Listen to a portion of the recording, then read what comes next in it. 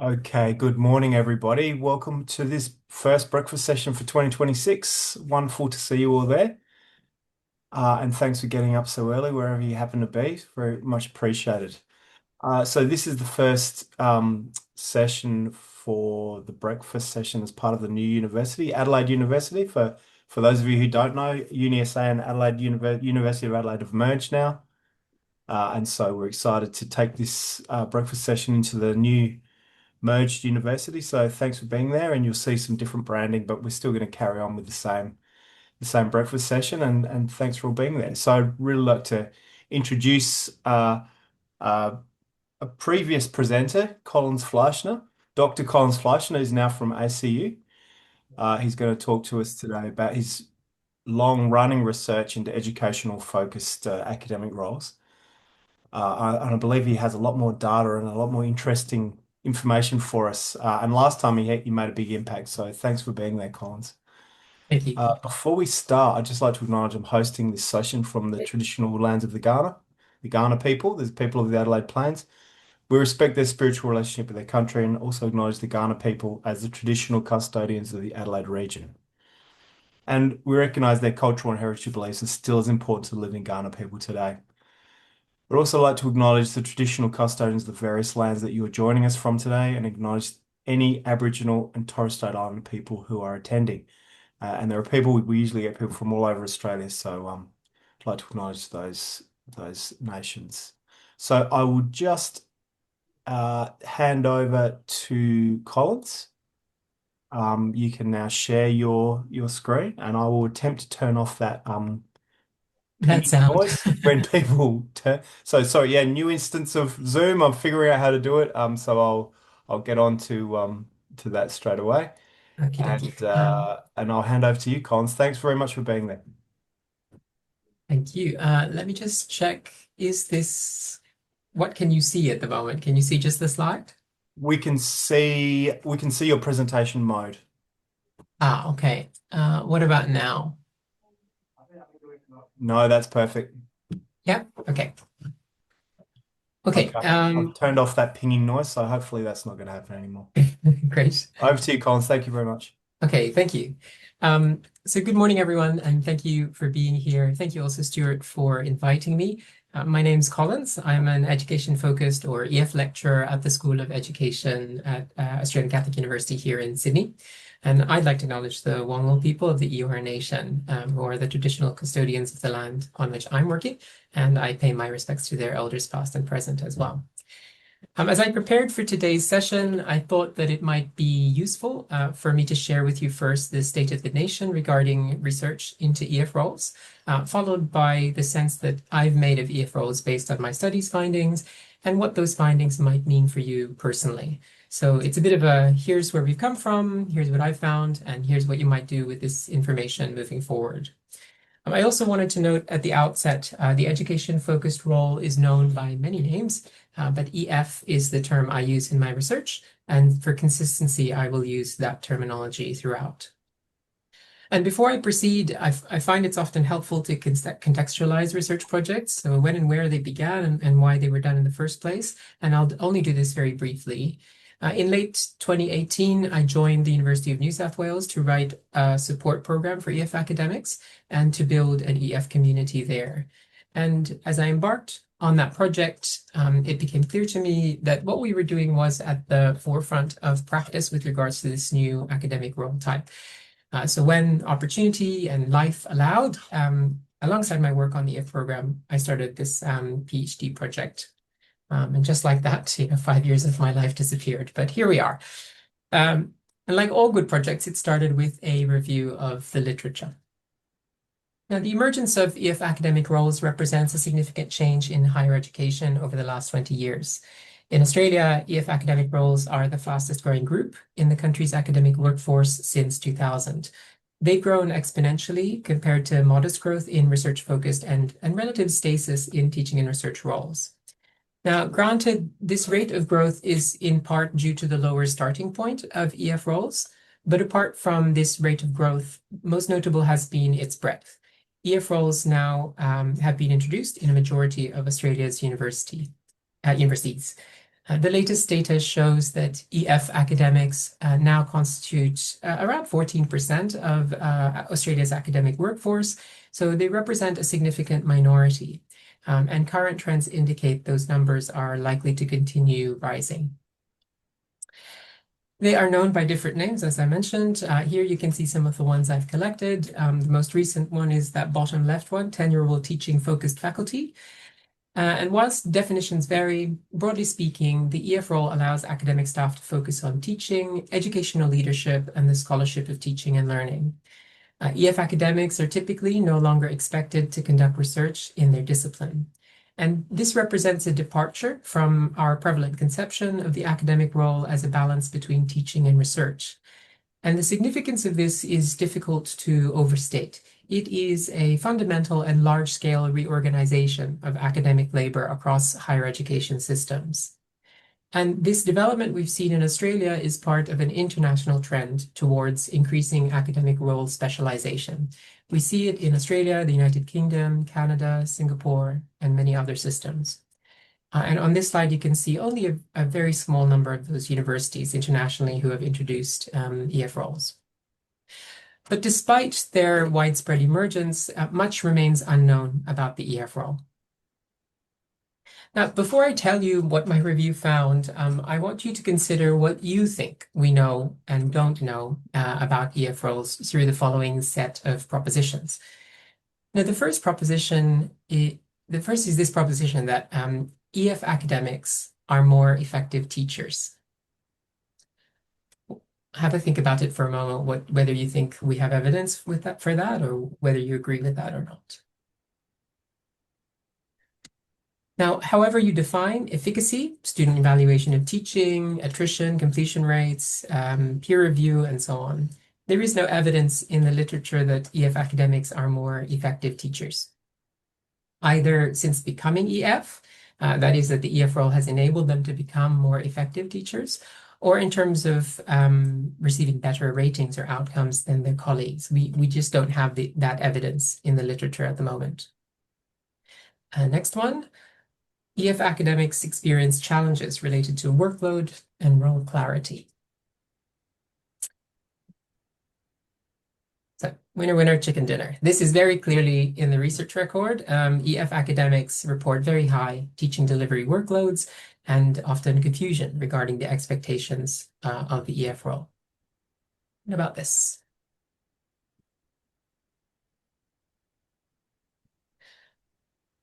So the answer here is no, this is unclear.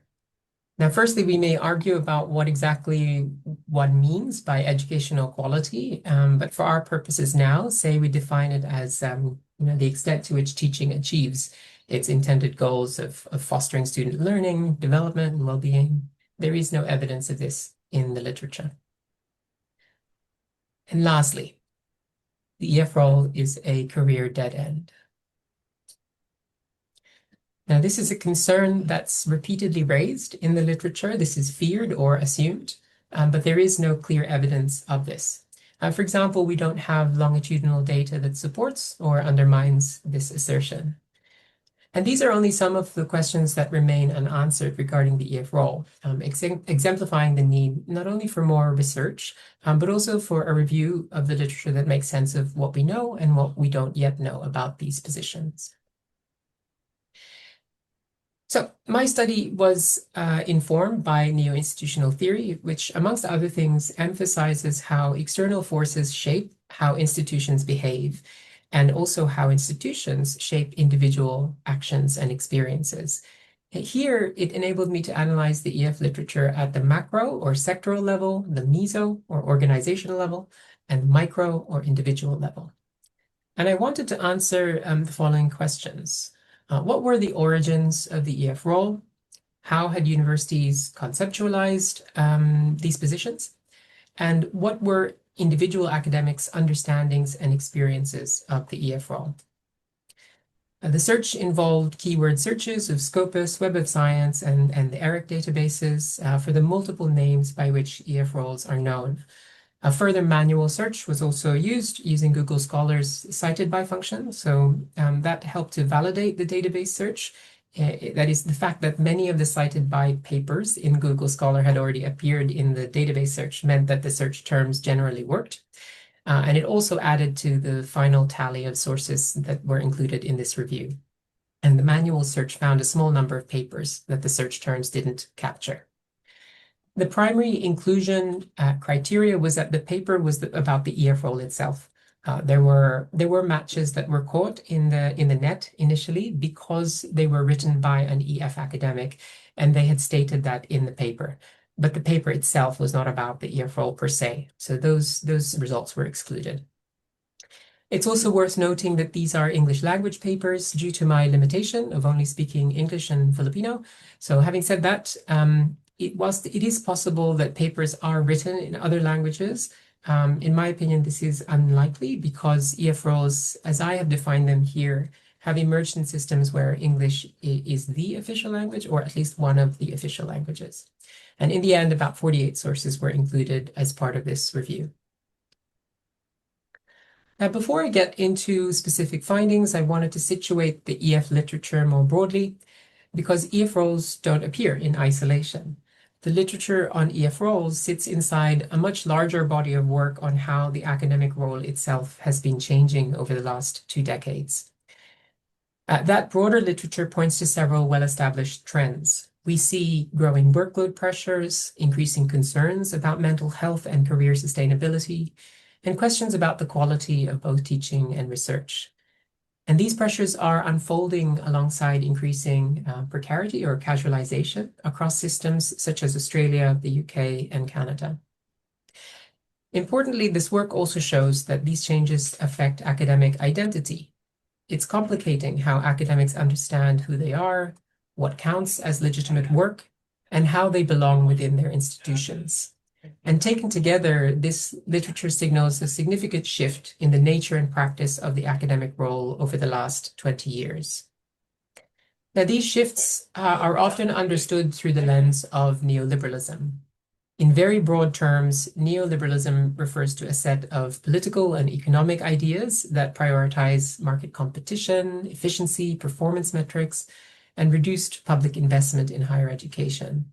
And this has contributed to what some scholars describe as the emergence of the capitalist academic, where academic work becomes increasingly organized around what can be measured, compared, and rewarded.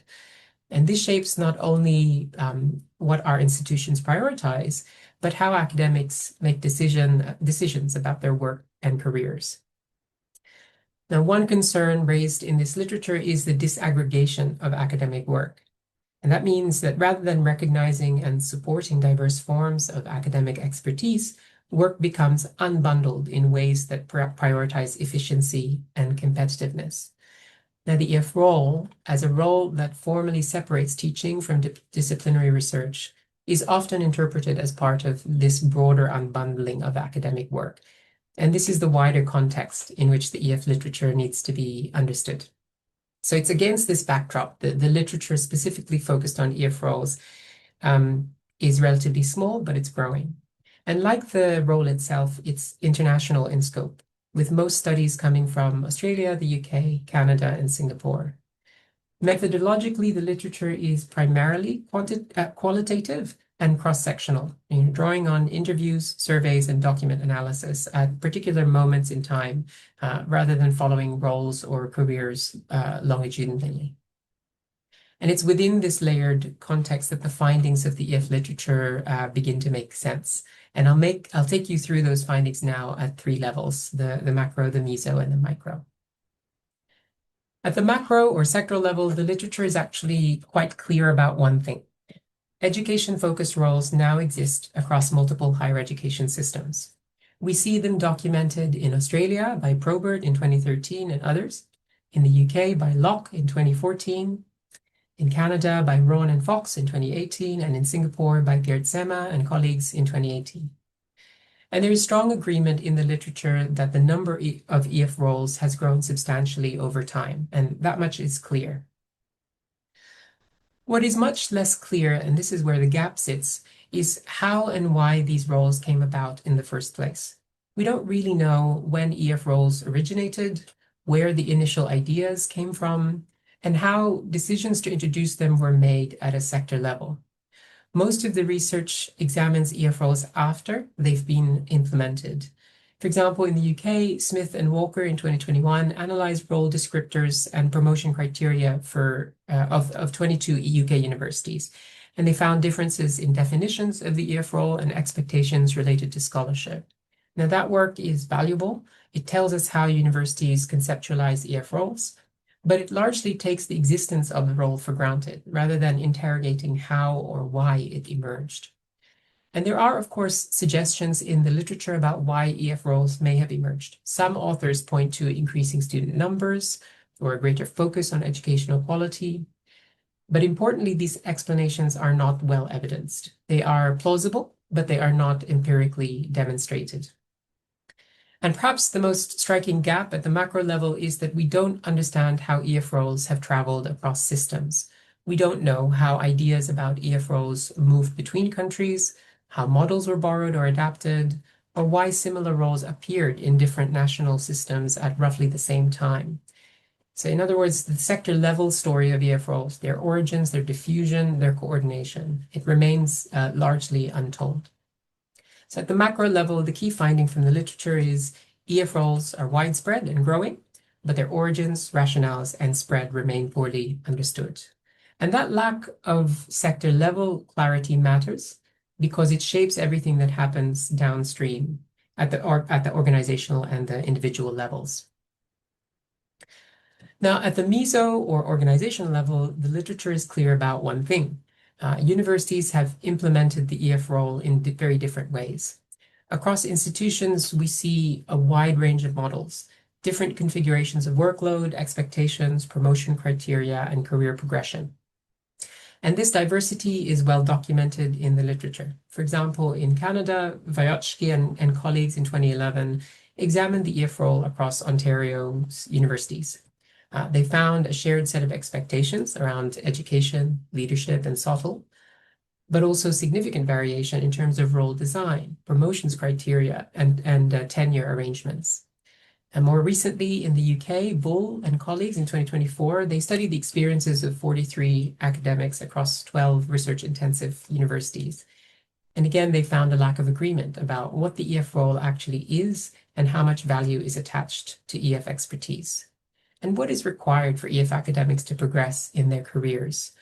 So the diversity of EF models is well established in the literature. What is much less clear, this is the gap at the meso level, is why universities have introduced these roles in the way that they have. The existing literature tells us a great deal about what EF roles look like once they exist, but far less about the organizational rationales behind them, the objectives universities had in mind, or the processes through which these roles were implemented. And again, this matters because how a role is justified shapes how it is received. When organizational rationales are unclear, contested, or implicit, the EF role struggles to find a stable place within existing academic arrangements. And that affects how the role is perceived by other academics, how it fits alongside traditional academic pathways, and how seriously EF expertise is taken within institutions. The literature also pays surprisingly little attention to whether EF roles are actually designed to meet the university's stated goals.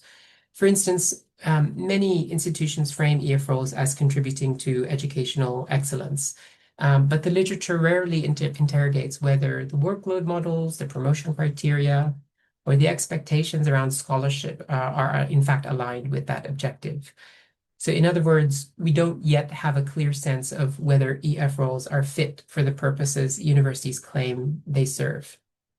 So at the meso level, the central finding from the literature is this. We know EF roles are implemented in diverse ways, but we don't clearly understand how, why, and for what purposes those models were designed. And again, that lack of that organizational clarity, the lack of organizational clarity helps explain many of the challenges universities have faced in establishing and sustaining EF roles. Finally, at the micro level or individual level, the literature shows a growing degree of consensus about how academics experience their roles. Across studies, EF academics consistently report very high teaching workloads, a lack of clarity around expectations for educational leadership and SOTL, as well as limited or uncertain career progression on the EF pathway. They also report changes to professional identity. Many report feeling second class, lacking a sense of community, and struggling with belonging within their institutions. And on these experiences, the EF literature has been remarkably consistent. What is much less clear, and this is the gap at the micro level, is why these experiences are so common. So in other words, the literature has done a good job of describing what EF academics experience, but it has been less successful in explaining why those experiences occur. A major reason for this is that the EF literature thus far hasn't interrogated the institutional context in which the EF role is playing out. Another major reason has been that much of the EF literature is under-theorized. So much of the work to date has been descriptive, which is valuable, particularly in an emerging field, but description alone can only take us so far. So to make sense of this significant change in academic work over the last 2 decades, we need stronger explanatory frameworks. Now, there are signs of that changing. For example, in the UK, Bull and colleagues in 2024 drew on Cantor's theory of power to examine how structural and relational dynamics shape EF academics' experiences. In Australia, Godbold and colleagues in 2023, they used concepts such as supercomplexity, theoretical reconstruction, and an ethic of care to explore the relationship between SOTL and the EF role. And these studies strengthen the EF literature by moving beyond description towards explanation. Even so, the micro-level literature still has significant limitations. We need more theory, more longitudinal work, and more research that connects individual experiences to those organizational and sector-level conditions.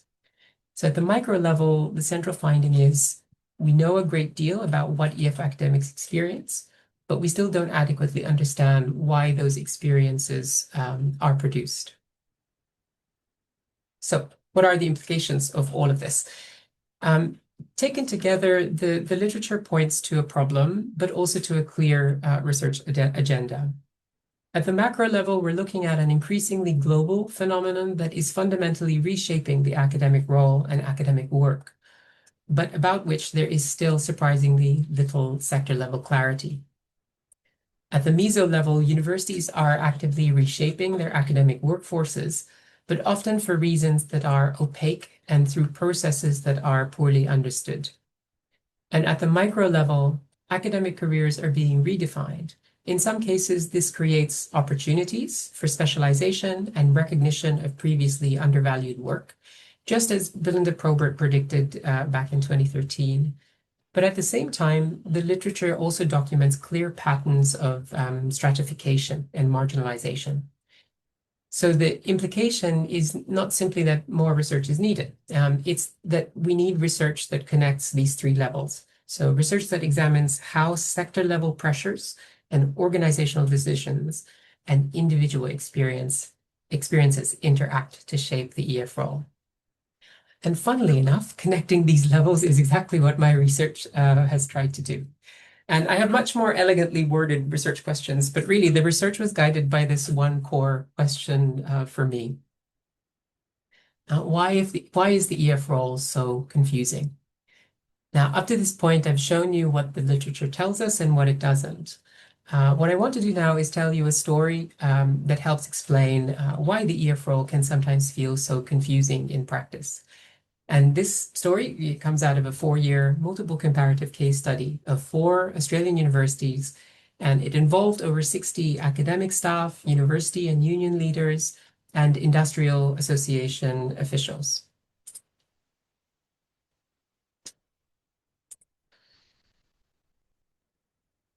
It also involved thousands of pages of strategic documents and interview transcripts. Now, I wanted a diversity of perspectives. So one of my case universities was from the group of 8, one from the Australian Technology Network, one from the Innovative Research Universities Network, and one from the Regional Universities Network.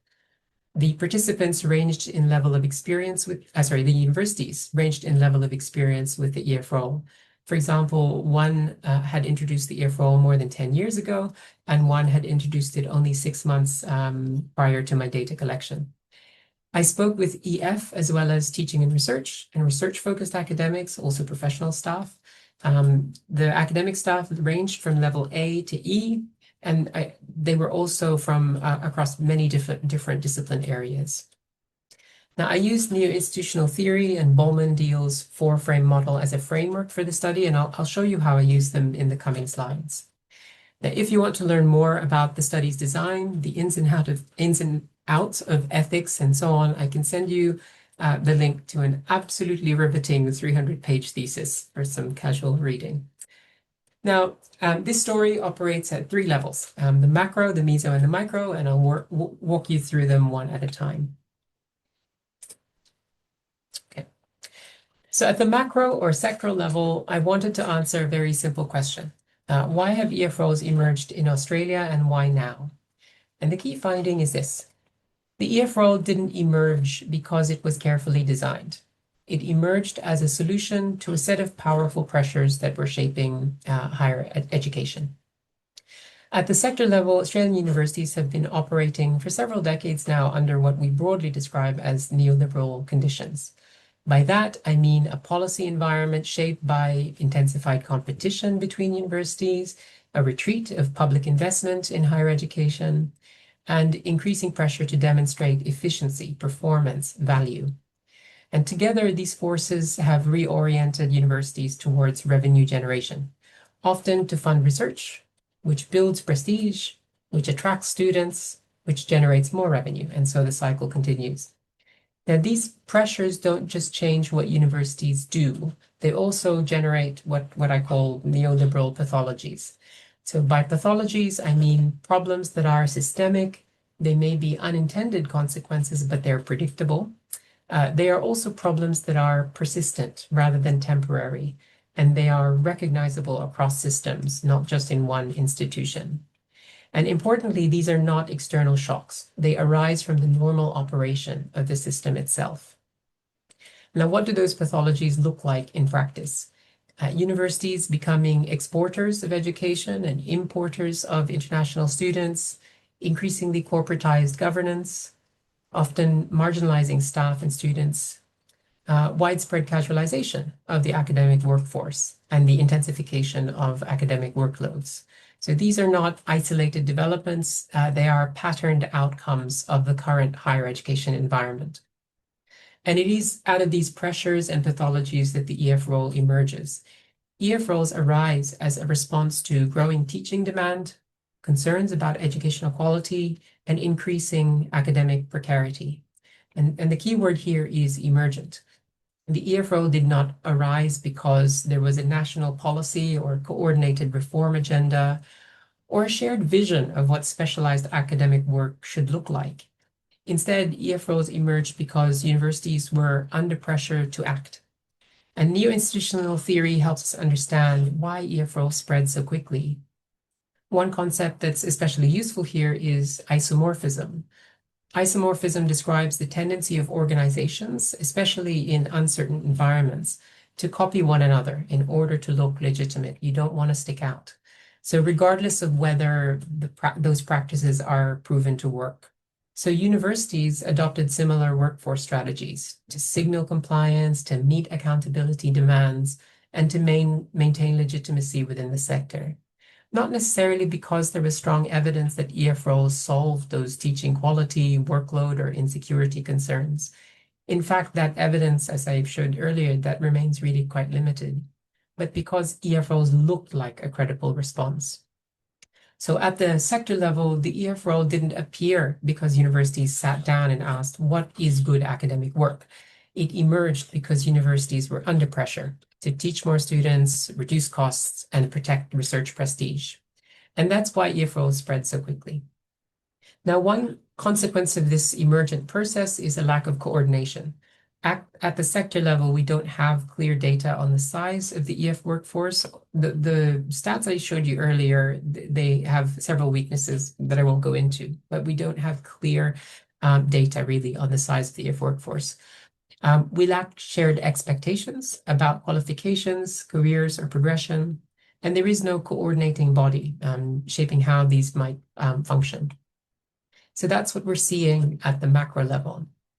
And yes, these friendly-looking people on the slide are Ronald Reagan of the United States and Margaret Thatcher of the UK, who played a key role in advancing neoliberal policy agendas globally. I mentioned that just in case anyone was wondering who they are.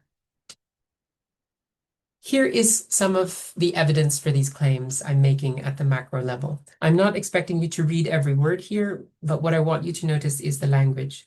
As you read, just scan and notice how often words like productivity, quality, flexibility, and performance appear.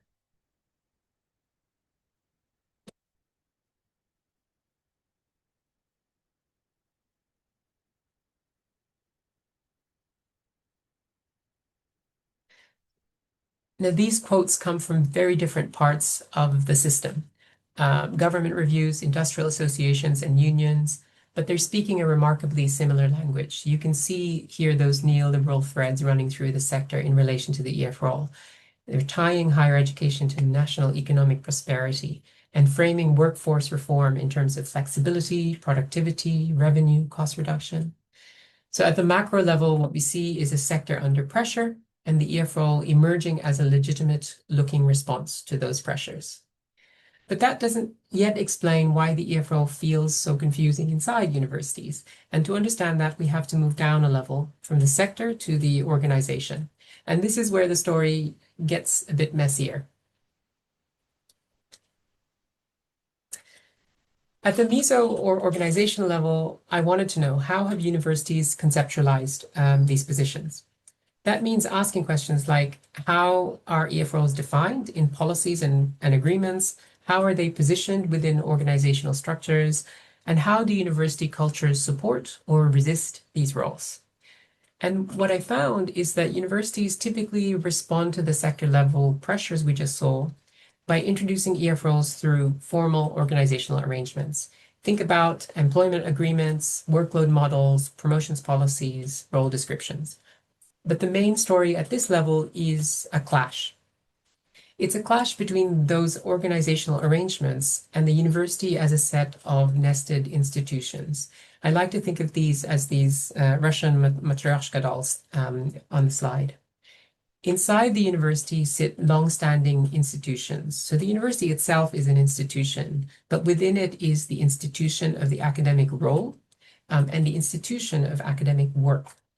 And these institutions carry deeply embedded norms and histories and practices about what a real academic is, quote unquote, real academic, and what academic work should look like. And here's the tension. So organizational documents often position the EF role as an opportunity for passionate educators, a site for leadership, and a scholarly teaching role that's equal in status and esteem. But the institution of the academic role does not receive it that way. Because within that institution of the academic role, the teaching and research nexus remains the dominant norm. And teaching and research are understood as inseparable. They're bound together by long-standing values around expertise, identity, disciplinary belonging. So when the EF role removes the expectation of disciplinary research, it's experienced not as specialization, but as deviation. So Ballman and Deal's four-frame model helps explain why this clash persists. These frames help us understand how organizations make sense of and implement change. Universities often do the structural work, changing contracts, policies, procedures. They sometimes do the human resource work, like offering training or professional development. But frequently, they avoid the hardest work, which is the political work of addressing resistance and building coalitions, and the symbolic work of shifting institutional culture and meaning. And as a result, EF roles are introduced into environments that are often already predisposed to reject them. So at the meso level, the EF role is incompletely articulated. Often internally, they're contradictory, and culturally, they are most often unsupported. And that incoherence organizationally becomes the conditions under which EF academics have to make sense of their work.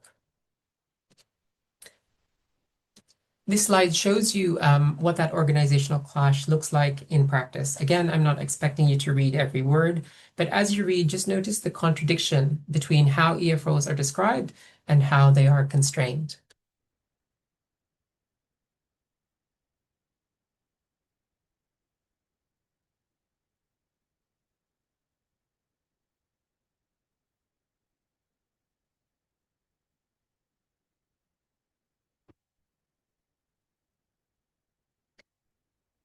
So what you can see here is a clear organizational tension. On the one hand, EF roles are described in those aspirational terms, passionate educators, leaders, scholarly teachers. On the other hand, those same documents draw a firm boundary, no research expectation. And when that boundary hits the nested institutions of the university, the meaning of the EF role shifts. It's no longer read as specialized academic work, but as something less than the dominant academic norm. That's why participants describe the EF role, some participants describe the EF role as punitive or the poor cousin of the teaching and research role. And that's not just about individual attitudes, it's about how institutional norms interpret and reinterpret organizational arrangements. Now, everything we've just looked at, policies, workload, models, promotion criteria, they can sound abstract, but it doesn't stay abstract. Because when a role is contradictory on paper, people have to live with that contradiction. And at the micro level, that's where we see the real effects on things like identity, legitimacy, belonging, careers. And when organizations don't fully legitimize a role, people fill the gap with a story. And the dominant story I found was this, the EF academic as the failed researcher. Now, at the micro or individual level, I wasn't just interested in what EF academics experience. I wanted to understand how the experiences come to make sense to others and to themselves. So across institutions, participants describe familiar challenges, workload pressure, unclear expectations, stalled careers, and questions around belonging. But what struck me was this. These experiences were remarkably consistent, even across very different universities. And that consistency points to something more than individual circumstance. And what my analysis suggests is that EF academics become intelligible, understandable through this one dominant story. The EF academic is read as the failed researcher. This isn't a story EF academics tell about themselves. It's a story that's told about them. Within universities, the academic role is still organized around that teaching and research nexus and around research as the primary marker of worth. So when an academic role removes the expectation of disciplinary research, it's not read as specialization, but rather it's read as a deficit. And so the EF academic is understood not as someone who chose education, but as someone who could not succeed in research. Now, once that story is in circulation, it has effects. EF academics describe being excluded from leadership pathways. They often feel marginalized in decision-making spaces, and they're treated as less legitimate colleagues.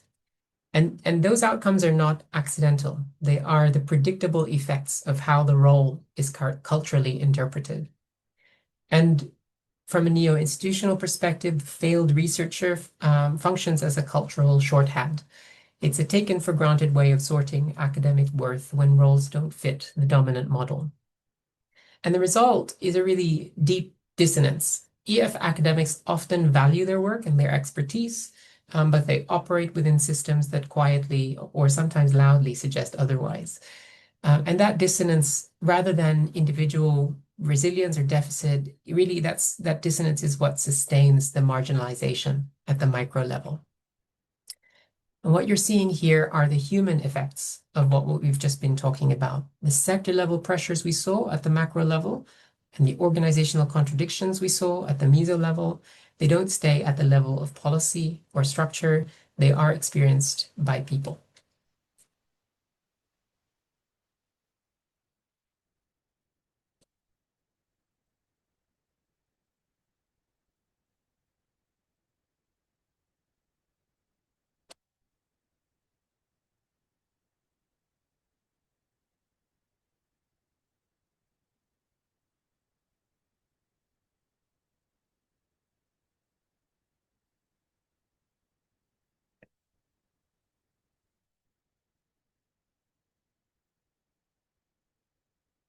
So when an EF academic says, I feel illegitimate, that's not an individual confidence issue alone. It's that predictable outcome of a system that defines academic worth primarily through research output. And a caveat here, whilst these experiences were true for the majority of my EF participants, this was not universal. There were examples of people for whom the EF role represented opportunity and advancement in their careers. That's just an important thing to note. These negative experiences were quite widely shared, but they weren't true for everyone. Now, I want to pause here for a moment because everything we've just seen could sound pretty bleak. But the most important thing I wanted to say is that this is not a story about failure. It's a story about a role that has been poorly explained, inconsistently supported, and often culturally misunderstood.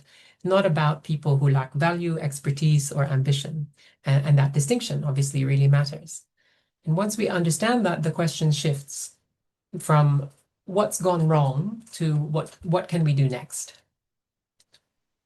So let me end by talking briefly about implications. Um, at the micro level, one of the most important findings from this study is that EF academics are not passive recipients of this narrative. Even within a small sample, participants came from diverse backgrounds. They had a wide range of skills and experiences and different motivations for taking on the EF role. And while many experienced the challenges we've been discussing, they also consistently spoke about valuing their work and actively resisting that failed researcher narrative. And that tells us something important. It suggests that EF academics are already engaged in that identity work, articulating what they value, claiming their own educational expertise, and shaping the EF role in ways that make sense to them. So that agency really matters. It's a key site for change. At the meso level, the implications are clear but challenging. Universities cannot rely on goodwill or individual resilience alone. Introducing EF roles requires coordinated action across structures, people, power, and culture. So foundational documents need to be completed and aligned. Training and professional development needs to be meaningful. Resistance needs to be understood, not ignored. And institutional cultures need to be actively reshaped. And I want to be very clear there. Cultures can be changed. We know this from organizational research, and many of us have done this work in our own institutions. The EF role forces universities to confront those nested institutions operating within them and to decide which academic values they are willing to sustain and which they are willing to rethink. And at the macro level, the implication is that we need more coordination and collective voice. We need better information about EF roles. How many people are in them? How are they recruited? How are their careers unfolding over time? And we also need stronger advocacy for shared expectations, clear definitions, and for recognition of educational expertise. And there are groups that are doing that through HERDSA and ISSOTL that do that work, but there's clearly scope to do more together across institutions and systems. And threaded through all of this is the need for continued scholarship. So research that foregrounds EF academics' motivations and identities, examines how universities actually make sense of these roles, and compares how EF models develop across different systems. Because if EF academics don't help build the evidence base about these roles, others will define them for us. So if the EF role feels confusing, it's not because individuals don't understand it. It's because the EF role was never fully explained, aligned, or culturally supported. And that means confusion is not a failure, but it's a signal that the role and the system around it is still being negotiated. And that means the EF role is not a problem to be solved, but rather it's unfinished. It's an opportunity for us to rethink and reshape academic work in ways that are meaningful. Oops. So before I finish, let me leave you with this one question. If you could change one thing in your institution in the next 12 months to make EF roles more coherent and genuinely valued, what would it be? Please take a few seconds to think on that. Maybe write down an answer for yourself.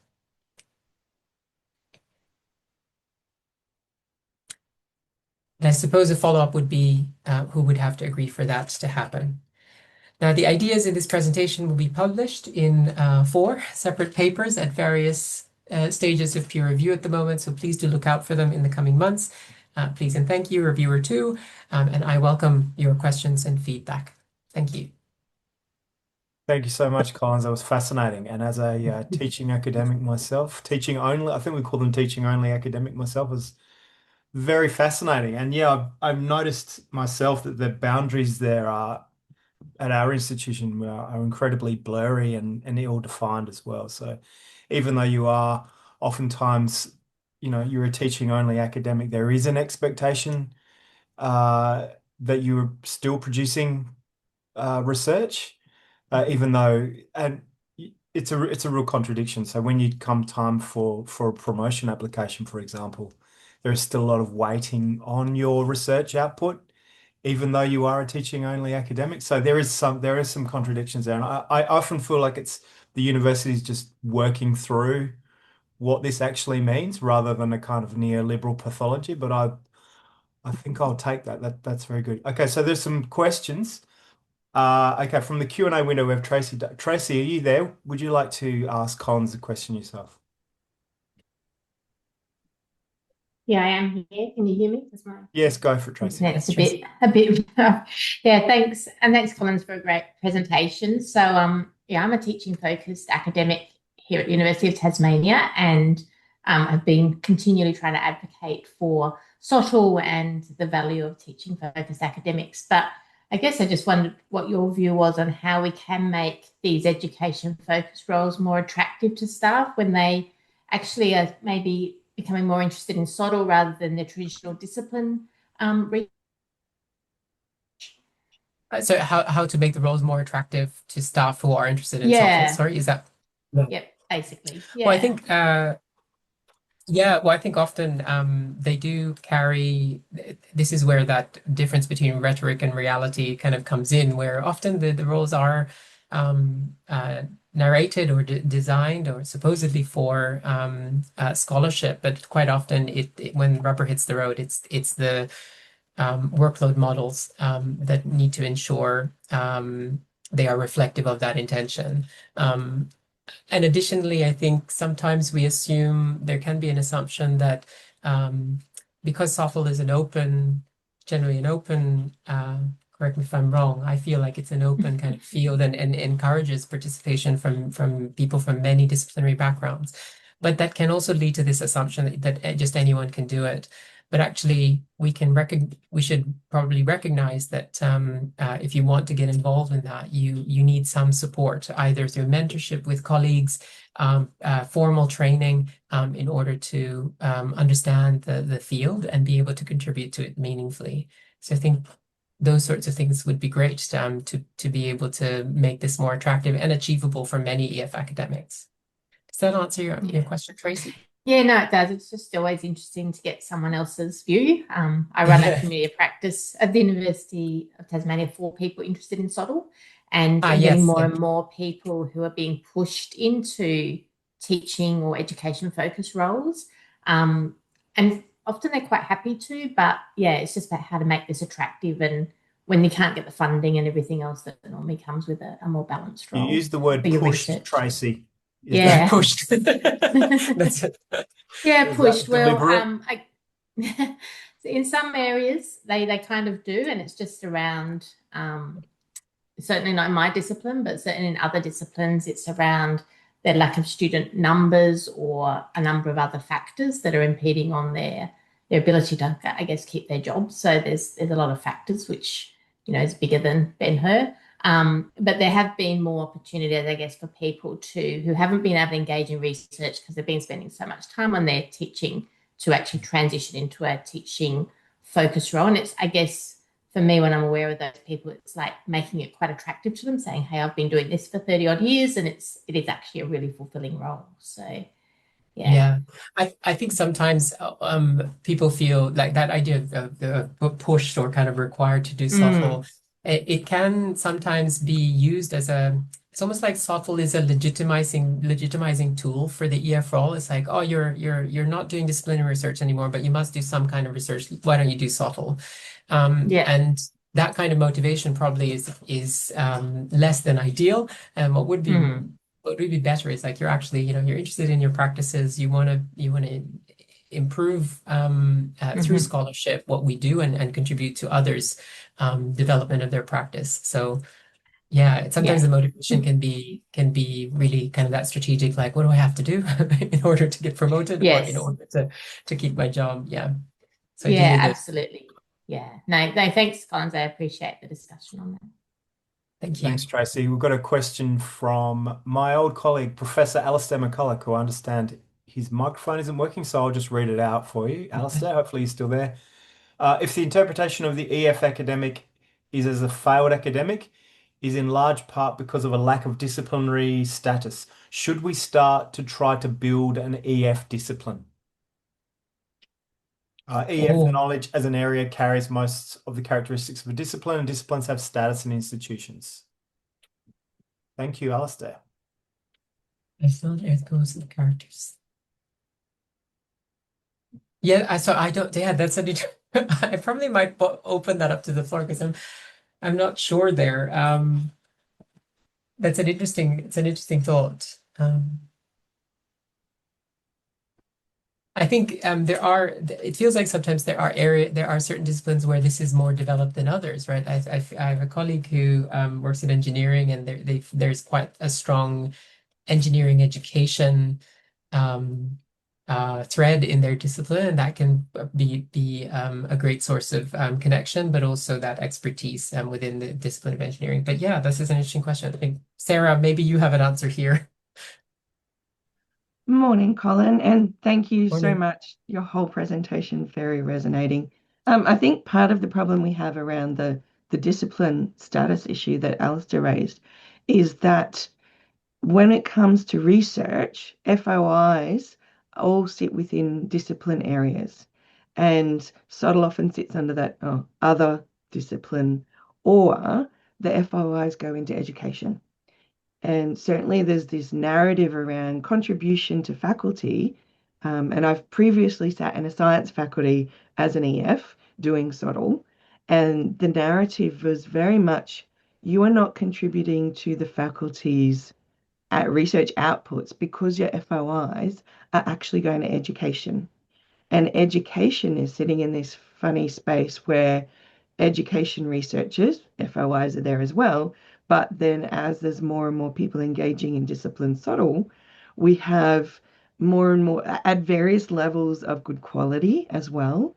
So where there is this narrative of maybe you should do subtle in it from a discipline perspective, then there's perhaps no guidance for people doing that, and the quality they're perhaps doing isn't great, but that's still contributing to the FOIs for education. So bit of a double-edged sword. So I, for one, would absolutely love to see a subtle discipline FOI series, not necessarily an EF one, but I think we've got a lot of work to convince anyone Yeah, that that would be Mhm. what we could do. I think I might just add there. Thank you for that, Sarah. Sarah Jane. I think coming from it from a kind of cultural perspective, I would think I think we sometimes equate disciplinary expertise and like disciplines with research, but actually disciplines are sustained and alive because of the education in that discipline as well. If that makes sense. So it's like we've so bound it up with yeah, research in the discipline, but actually disciplines don't thrive through research alone. It's actually education too, the training of people in our discipline. Who might become researchers, but also who might become practitioners in our discipline. Does that make sense? If that makes sense. Um, yeah. So I think Yeah, rather than I its own. agree. And I think part of that is the actual shifting perspective of what university is. So Yes, yeah. formerly, and historically, university has been a place of knowledge development and curiosity and inquiry. And Hmm. still those things, and research disciplines come out of those things. But the modern university also serves a second purpose, which is professional training. and that education piece sits on there. But we're still a bit back in the universities are only for inquiry and curiosity development. And I think that's where some of the tensions come from in, this isn't a real thing yet, but it's changing. Well, thank you very much. The hour's flown past. Thank you so much, Dr. Collins Fleischner. Really appreciate you, and we'll get you back again in a few years, and you can tell us how everything's changed, and it's all great now. So, Yeah, but everything's yeah, going to be wonderful. Yeah. yeah. I mean, I think there are some. I've had some very positive experiences myself as a teaching academic, and I was happy you pointed that out as well. So, but yeah, Yeah. it's a these things take time, don't they? But I think there was a lot of comments, not so many questions, and I'll send out a recording later to everybody, and I'll send out a copy of the chat. And I noticed a couple of people wanted to get in touch, so you can use that information to get in touch. So you'll hear from me later on today. So if everybody could put your hands together and show some appreciation for Collins Fleischer, excellent work. Thank you so much. And obviously, Thank you. this resonates with everyone because we're all in it. And thank you for doing that work. We really appreciate it. So thank you for being there, and we'll see. And thank you everybody for coming to the first breakfast session, and we'll see you again throughout the year, hopefully. So thanks very much. Have a great day. Thanks, everyone. Bye. Thank you. Bye.